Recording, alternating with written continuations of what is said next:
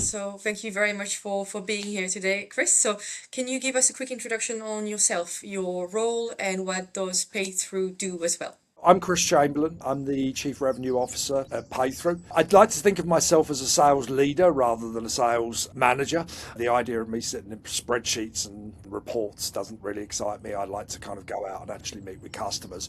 What Paythru do, we are a disruptor to help with the payment side of EV charging. At the moment, it's very friction-led process and it's not very smooth, and our aim is to help customers keep more of the money that they take by increasing their yield and providing wraparound services that are specific for the EV industry to help people on their path to profitability, basically. Okay, very nice. And what first drew you into this industry? I think, luck and what the choices that we make in life are part, for me, it comes down to two things. Firstly, that kind of personal preparation and also the opportunity. And it's where those two things collide. I'm keen on sustainability in making the planet habitable for human beings in 100 years' time. So I think in general, we should be changing a lot of our behaviour, and as I perhaps reached the autumn part of my career, then I wanted to be able to kind of not give something back necessarily, but work in an industry that was looking further towards the future, basically. Yeah, that is a very, very admirable goal. So really wanting to make a difference and yeah, leaving something behind. It can sound a little bit cheesy, but that is true for a lot of people that come into this industry as well, right? And growth industries are fun as well. And I think the commercial, because I'm a sales leader, selling should be fun. And if it's not, then you're perhaps doing something wrong. Yeah, absolutely agreed. Thank you very much for sharing. So, you've been in the industry for a little bit. What kind of challenges do you see at the moment in the industry or coming along in the future? I think it's kind of time for the industry to grow up, and we've kind of retreated for that. And some of that has been, the political environment. The US, who are often an innovative leader, they've taken a step back from a lot of the sustainability issues or challenges that exist today.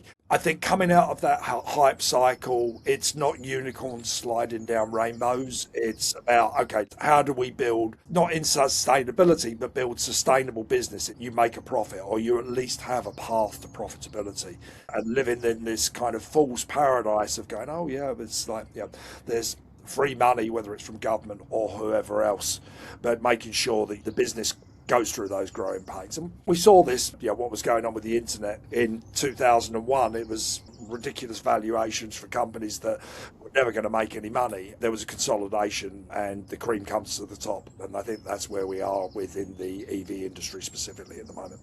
Right, okay. That makes a lot of sense, and I think it does echo what I hear from a lot of people as well. How are customer expectations kind of changing around payments and user experience? If the experience with EV charging and how you pay for it, whether it be in an app, online, or tap in a terminal, same as you would do in a store or a restaurant, there's a lot that goes wrong with it. And it really shouldn't be. If we were to have the same level of experience with our personal banking or a commerce provider, we would probably never go back. Yeah, that's very, very true. That's one of the things that we're doing at Paythru to help improve that experience, whether it's fraud prevention to help the charge point operator or pre-authorization where just a certain amount is put against your card as you go to charge. And if that fails, it could be that you end up having to spend 100 or £200. Yeah, no, I think, as you said, having the user experience really at heart as the forefront of what you want to do in the innovation that you want to bring really is going to set things apart as well, because if somebody is happy with a service, with how the payment worked out, they will come back and they will be more likely to also spread the word around. So I think that makes a lot of sense, and that's where more companies should be going as well, I think. In terms of the industry and the sector, what do you think people often misunderstand about the sector as a whole? I think there's a lot of FUD, fear, uncertainty, and doubt that mainstream media presents about the industry. Typically, this is true with any new or embryonic industry. And if we go back to like Geoffrey Moore's Bridging the Chasm, which was a book that I probably read 30 years ago, but it's how do you go from these early adopters or evangelists to this mainstream and to get to the early majority. And it's the same, the S-curve that we saw with colour TV, with microwaves and every other kind of new technology. And it's arguably the biggest challenge that any industry will face. I think there was, some level of affordability where where electric vehicles tended to be much more expensive. That's shifted slightly with a lot of Chinese manufacturing. Now the major traditional OEMs have embraced it. And I think it's perhaps one of the challenges that we have, certainly with Western democracies. We have elected governments, there's a 5-year time horizon, and we should probably be looking at a 20-year time horizon. The public charging, where, demographically many people that are buying EVs today have the ability to charge at home. It's much more about how do you make accessible, both from the prevalence of the chargers, but also having an eye on, people's vulnerabilities and disabilities. The fleets or the people that are, we all get home deliveries these days, and ensuring that those vehicles are able to charge. And often these businesses are existing on single digit margins. They can't afford to lose an hour out of their working day because either they can't find a charger, it's not working, the payment's not accepted, all of these kinds of things, because they just won't transition to electric vehicles, unfortunately. So in terms of, you've had a long career, you're well established in the sector, in the industry. Is there anything in particular that you're really proud of? Any milestone project that has really impacted you in this sector? Yeah, I think the work that I did with the donor, which was helping to site and create network plans for the charge point operators. We work with some of the biggest and best CPOs as far as that's concerned. I think it's building. What excites me personally is being able to kind of build something from the ground up. It's a lot about collaboration in these kind of nascent industries. No one has all of the answers. So how do you build collaborative partnerships based upon trust, which takes time, and professionalism to do that? And together it's about how, with like-minded companies and individuals, how you try and make a difference. Yeah, I think it's good because it's a commercial thing. You're there to sell, make money, bring value in, but it's also a people thing because you have to have the right network to be able to make the partnerships and the connections to make everything work seamlessly as well. So I don't think one necessarily cancels out the other. And if it all works well, it's all for a good cause as well. And that kind of human networking, and my daughter's just coming up for 22 and still kind of deciding on her career, but there's been a lot in the press about it. Which jobs are AI going to replace? You trust probably the veracity, but you don't necessarily trust the ability to be able to go, okay, looking someone in the eye and knowing that you're dependent on that business. And I think that those kind of soft skills are essential within business, or I've always found so. No, I think people, obviously trust AI for, cold hard facts that we use the internet for as well, but people buy from people still, and I don't think that's going to change anytime soon. So you're safe for quite a long time. And I think the industry will need people like you for a long time as well, because you can find loads of information online. You can find, AI can help you for a lot of things, but AI is not going to take you out for a coffee and shake your head when the deal is done. It's not going to be that contact you can have and rely on as well. No, I think within sales as well is like, you get to meet the right person, and you make human judgment subconsciously as to whether, am I going to have 30 seconds of this person's time, or am I going to have 30 minutes? And your pitch, or trying to grab their attention, is very different. Yeah, absolutely. And I mean, AI is good to grab attention, but it's still not following it through the same way that you and I do. I think that is a good point here. But on the topic of AI, what kind of trends do you see that will shape the industry over the next few years? There was something that someone taught me more than 30 years ago. Employ people that are better and brighter than you and don't feel intimidated by it, and allow them to be able to do that. So, two people that I work with, they're younger than me. They're more kind of digital natives than I am. And how do I use their knowledge, their expertise, and using things like Granola for meeting, note taking, helping you write content, but having the wherewithal to go that it's just not AI garbage that's been spat out. How do you point it at things that you've actually manually written, and how does it learn from your intonation and your tone of voice? How we learn to harness the value of it. How do you make life easier rather than make it more complicated? How do you learn that? And one of the things that I've learned about leadership is that you have to learn to delegate. I've seen it in other companies that have gone from that startup to scale up, and If you do not delegate effectively, you're just micromanaging and you'll lose those best people. You've employed them for a reason because they're bright and they understand something and add value to the business. Give them something to do and let them go off and do it and own it. And that they can be the leaders of the future. That's really, really powerful. It's something that, echo within us as well. And I think that more people should have in mind as well going forward. So yeah, thank you very much for sharing that as well, Chris. Specifically about EV, I think there's the power, and it was one of the big automotive manufacturers, and it didn't turn into revenue or opportunity. But there was discussing with JLR, you're buying £100,000 or euro vehicle, and it should know when you get into the vehicle. It knows what time you need to leave. It knows where you're going. It knows the weather conditions. You know the distance you're going to travel, the state of the battery, all of those kinds of things. Oh, you're going to need to leave at this time. Oh, your home temperature is set to 20 degrees. I'm going to heat the car to that before you get into the car or cool the car. And then I know you prefer one coffee brand over another. I'm going to choose that you charge here. All of these things will improve the experience. And you go, okay, actually, this is working for me now rather than me having to work for it. And I think, AI technology, those recommendations should make a big difference to the experience that people have. Yeah, I think that'd be really, really good. I think that would change the experience 100% because then your EV would just be your go-to because you know that it knows you, it's learned from you, and then it's going to be more beneficial to your life as well. It's like this. This is an extension of me, Yeah, effectively. So, or should be, right? So, and your vehicle, when it's properly connected, should be a similar kind of thing. I think, whether we move down the autonomous route, I think it, will work. And, I've been lucky enough. Well, the first time I went in a Waymo in Los Angeles, I was a bit of trepidation, but it's actually really the second or third time you go, this is actually all right. And apologies to all taxi drivers out there, but you don't have to get involved in a conversation with the taxi driver as well. that's very true. Your point is cool. We've all done that early in the morning or late at night and go like, really, I just like silence at this Yeah, point. unfortunately, I'm still guilty of it. I try to stop myself every time, but always asking the same question. But yeah, hopefully one day I'll just learn.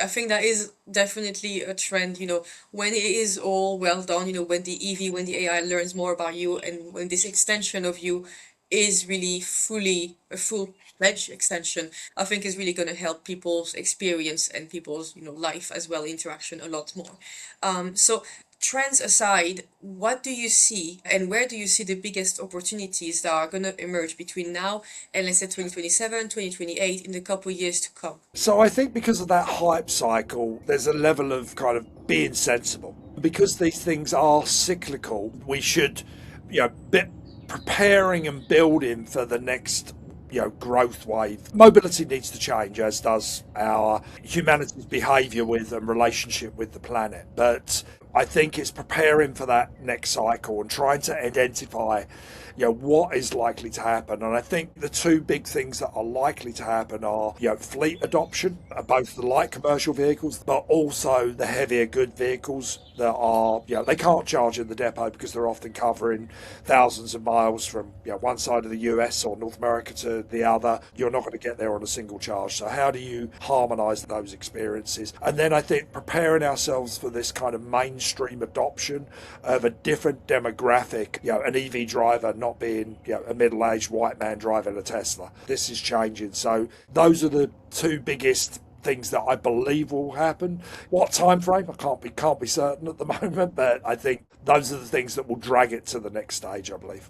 Yeah, I think again, it's the second thing I have in mind as well in terms of what the future is going to bring, because to me it's the next logical step as well, because the industry can only go in a certain different directions, and I think that was makes most sense going forward. What would you say to someone who is seeing the industry evolve, wants to get into it, be it from a technical side, an entrepreneurial kind of side, or a sales kind of side as well? What advice would you give to somebody like that? Yeah, where does the actual idea come from? But from a technical perspective, I think it's about someone trying to understand the industry and taking a point of view. I think having a strong point of view, whether you're right or wrong, and only time will tell with that. But taking that position and defending that position and expanding upon those thoughts once you have an understanding of that. From a sales perspective, I think that the industry needs some new blood, and arguably I was perhaps the new blood 6 years ago, but looking for some of the more mature industries and how could you improve that and bring in some of that newer blood into the industry. If I was just starting out in sales, the potential for growth is very good, whereas something like banking, you're looking at making something more efficient rather than going on a kind of growth trajectory. So trying to understand what those kind of future trends may be. There's a company that I'm doing some work with, a company called Network Core, a Swiss company, and I'm helping them with their go-to-market. And they're very about how do they harness an existing customer base and where there's some kind of affiliate, where someone has already got some kind of brand loyalty with an app that they use every day, and how do you then harness that and start to monetize that by EV charging? And it's a really interesting proposition. So I think looking at things like that of saying, not necessarily growing, having something from the ground up, but how could you look at two trends and somehow or other make them converge? And that I think is perhaps the intelligence that is involved in the commercial side of the business, as how do you find multiple trends and look for that point of convergence and be able to tell a story around that. Because in general, if people are already doing one or more of those things, if you're going from a sales perspective to someone and saying, I'd like you to, what you're doing at the moment is rubbish and I'd like to completely change that, that is often not a message that resonates very well with senior decision makers. It needs to be given the right form, I think. If that's the message you want to send across, saying it like that, I don't think it's going to get you where you want to be. But I think putting the right words, the right form around things is probably going to help. So, yeah, probably user experience, storytelling, and a good idea of the innovation that you want to take things to as well, right? Yeah, I mean, in general, if you guys read any of my posts or from our conversations, I seek to be like Marmite. I'd rather people either professionally disliked me or liked me rather than be feeling ambivalent about me. If you've not solicited some kind of reaction, then make bold statements and be prepared to defend them. No, absolutely. I really like that. Okay. If you had to look back at your career throughout either EV, e-mobility, or your, overall career, would there have been a really, like a moment that has really marked you, really defined or, changed your way of working? Do you have anything in mind like that at all? That's a tricky one. I don't feel that I've had a structured career plan, and arguably, probably that's a good thing because I started off in the mid '80s working in investment banking. I think the idea of us perhaps as perhaps my daughter, someone in their early 20s, technology is evolving at such a rapid pace, and you're probably going to have to work longer than our parents' generations. You're probably not going to have a career for life. So how could you try and develop some skills that may be universal over the next 50 or more years? And that is perhaps a challenge. I mean, we touched upon it about future proof in your career.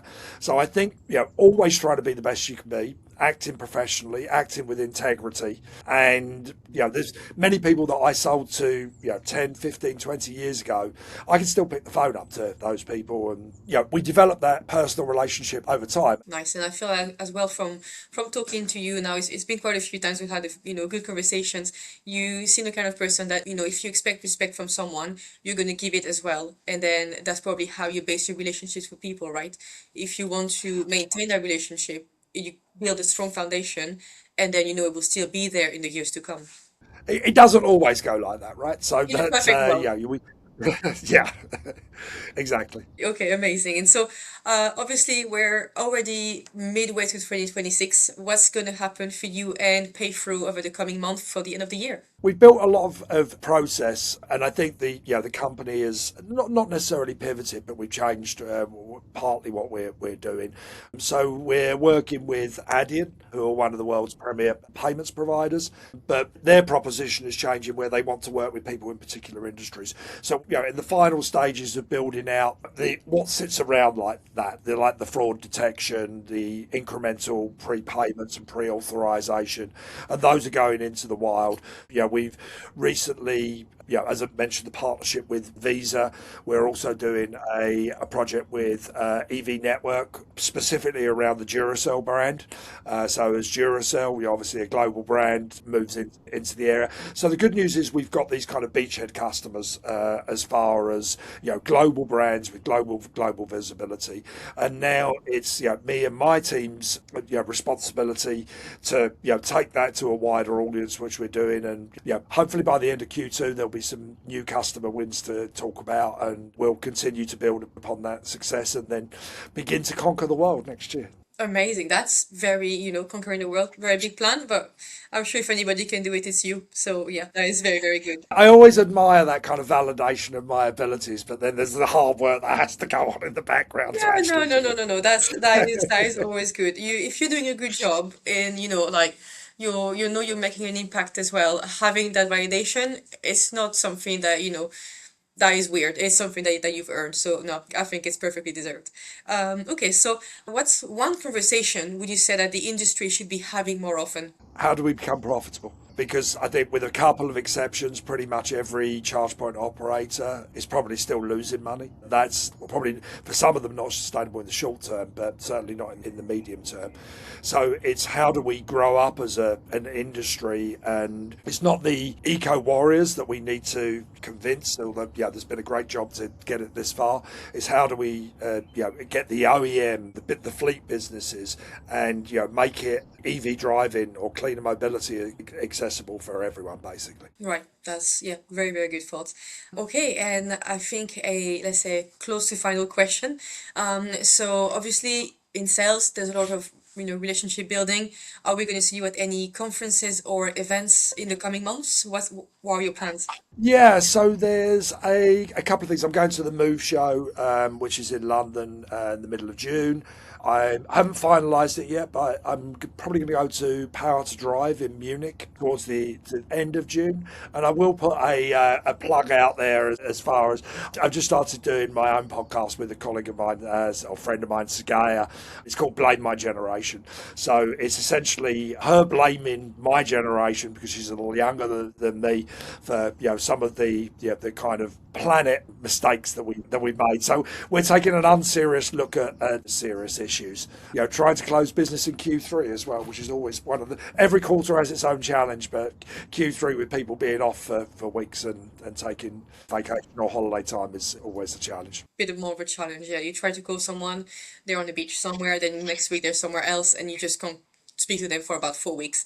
But that's the beauty of the summer as well. It's everything cools Yes. down a little bit, and yeah, you just have to find a way around it. But it's a good challenge. Okay, and so how can people reach out to you? Where can people follow your work and learn more about what you're doing in you as a person? Yeah, I mean, probably a good place to start is on LinkedIn. Most of what I'm publishing there has to do with EV, and particularly to do with the payment side, which we're obviously doing at Paythru. So there's a newsletter there and I try and be as diligent as possible, as post meaningful content there. If you want a more light-hearted look, take a look at Blame My Generation. We've got a company page, and we'll have soon to have a website there. We'll also be publishing an article on one of the things I alluded to earlier about blockchain, and how blockchain will be reshaping certain elements of mobility. But yeah, just drop me a line on LinkedIn. It's probably the best bet. Okay, amazing. Any closing statements from you? Anything else you think I should have asked that I haven't asked that you want to mention? You have to remember this is a marathon, not a sprint. And I think that's probably true of all businesses. Don't run at 100 miles an hour, because you need to do this quarter by year, and don't underestimate what the commercial grounding that is required within the emerging technologies. Spend your money accordingly. Very, very true. Don't try and do too much. Choose your swim lane, stay in your swim lane, and try and do a few things well rather than lots of things badly. Amazing. So keep selling, stay in your lane, slow and steady, and just keep going. No, fast and steady, Deborah. You can't go slow. We don't have, none of us have the latitude to go Fast slow. and steady, but still it's a marathon, so still pace yourself throughout. Yeah, exactly. Okay, amazing. Thank you so much for that.